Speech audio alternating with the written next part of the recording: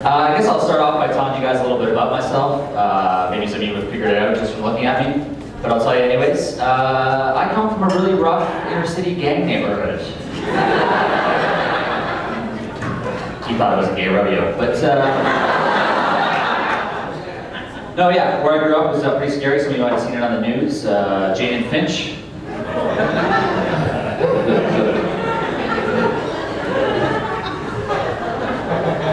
Yeah, for those of you who don't know, it's a scary place. There's a lot of like project developments and like gangs and drug dealers and stuff like that. People getting shot there all the time. And I lived there until I was 4. So don't fuck around.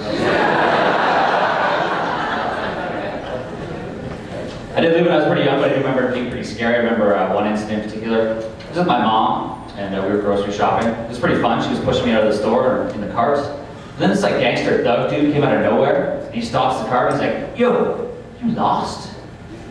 We were both terrified, right? My mom tried to defuse the situation. She's like, "No, no, sir. We're not lost. We just live around the corner. That's Jane and Finch there." He was like, "Yo, for real? Get the fuck out of here."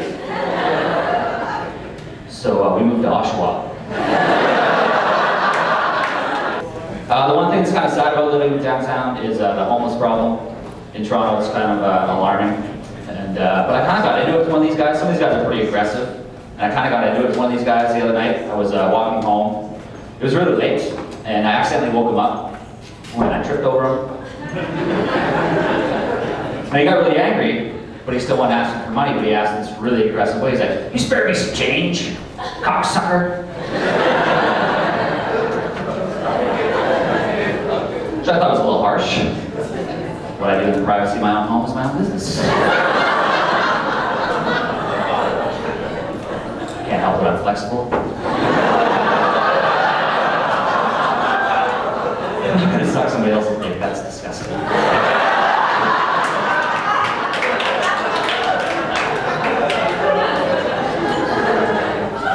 When I explained this to the homeless guy though, he got really angry and wanted to fight me, so he starts like pushing me and he's like all in my face. He's like, "You think you're street? You think you know the streets?"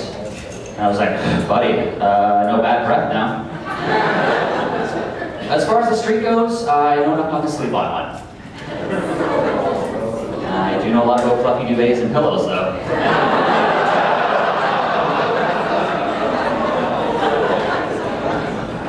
So we fought. Who's fighting the homeless problem, people? One bump at a time. We were driving up here today, and I had to stop and get gas. Because I had $90 to park with. So I'm pumping my gas, and my cell phone rings, and I have to answer it because I can't do that at home. So I'm talking on my cell phone, pumping my gas, talking with my buddy. All of a sudden, the dude in the little gas station hut loses his mind. He comes running out, arms flailing, he's like, "Get off the phone, get off the phone, get off the phone." I'm like, "Dude, crazy guy, gotta go." "Buddy, what's your problem?" He's like, "You can't talk on your cell phone while you're pumping gas. Can you explain to me why that is?" And he's like, "Yeah, if your body has a static electric charge, it can react with your cell phone and cause a spark. That spark will float through the air, somehow get past the rubber stopper on the gas pump, get into your gas tank, cause your car to catch on fire and explode, cause the whole gas station to catch on fire and explode and kill hundreds of people." Luckily for us, the gas station we were in wasn't carpeted. Nor had been rubbing a balloon up against my head. Oh man, yeah, we do get to do a lot of traveling with this job, which is pretty fun. I was just out west recently doing some shows, and I was flying back though, and I noticed on the plane when I was flying back, they still have the no smoking sign lit above the seats on airplanes. I don't work for an airline, but I'm pretty sure they banned smoking on flights about 23 years ago. Are there still smokers out there hanging onto that dream? At some point in time during that flight, that light's gonna go off. I can see them sitting in their seats with their cigarettes in their mouths and their lighters in their hands.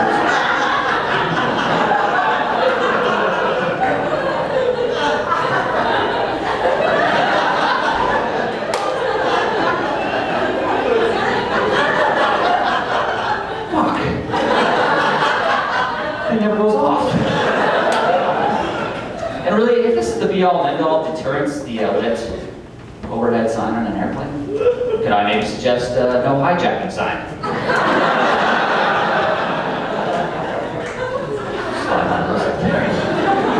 I don't know what that sign would look like, but I can see those poor terrorists sitting in their seats. The explosive device in one hand, lighter in the other.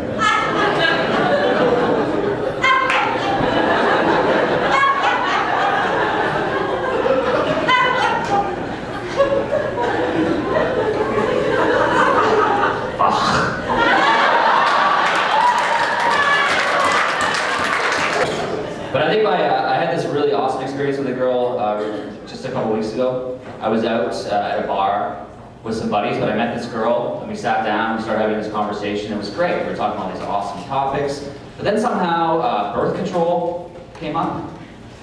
I'm thinking maybe I brought it up. That's how I roll, London. Information right out on the table. But she informed me she was on the birth control patch, which I'd never even heard of before. So I just felt like an idiot because I'm sitting there across the table from her the whole time, just trying to picture her wearing it over her eye.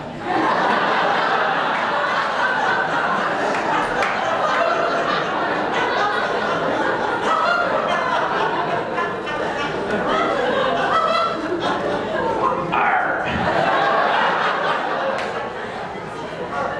Drink some booty.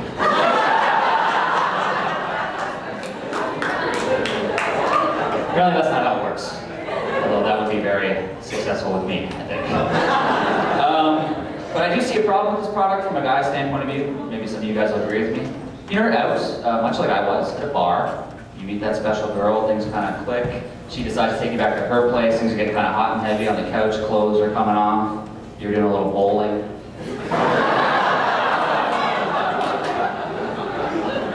There it is, the patch. And right away you're thinking, yes, I'm gonna get some dirty pirate sex tonight. There's that voice in the back of your head asking, was she smoking earlier? She mentioned she was trying to quit smoking because there's a patch for that too. Of course you can't ask because you suddenly become that asshole who wasn't listening to words she was saying the whole time you're trying to pick her up. She gets kind of perturbed in a moment of anger, asking her name. You panic like a deer in the headlights and call her the wrong name. Then she gets super pissed off and kicks you out of her house. She got to walk home. She can't find a cab anywhere at 4 o'clock in the morning. It's pouring rain. You have a jacket on. It's too cheap to pay for coat check. You're so drunk you end up falling asleep in a bush. You wake up in the morning you get falling sick to work for like 2 weeks. Your boss gets all pissed off and fires you. And you can't pay your rent down on the street. Call me a little cocksucker. There's a lot of that. You got to get off.